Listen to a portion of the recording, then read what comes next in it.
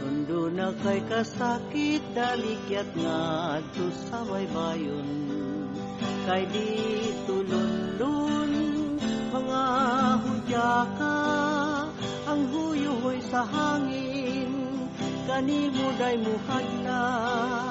Ako ka pahilakon pahiran sa luha, mga balod sa dagat nga naglumbaan sa hunasan, nga nagambahan sa imong katawa.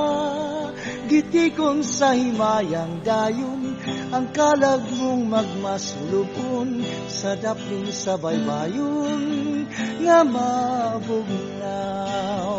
Kung duna kay kasakit dalikyat lang to sa baybayon, kay di tulunlun mga hudya ka, ang huyuhoy sa hangin kanimo damuhadla.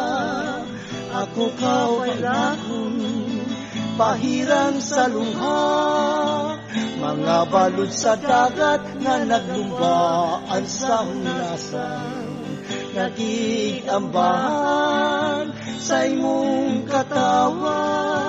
Gitikon sa himayang dayon, ang kalag mong nagmasulubon sa daplin sa baybayon nga mabugnaw. Gitikon sa himayang dayon, ang kalag mong nagmasulubon sa daplin sa baybayon nga mabugnaw.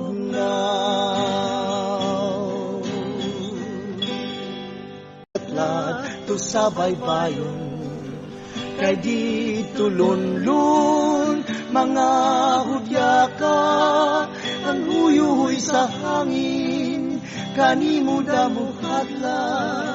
Ako kawailakon pahiran sa luha, mga balod sa dagat nga naglumbaan sa hunasan, nagigambahan sa imong katawa.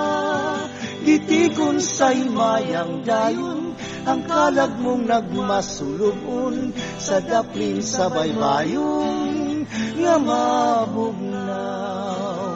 Gitikon sa himayang dayon, ang kalag mong nagmasulubon sa daplin sa baybayon nga mabugnaw.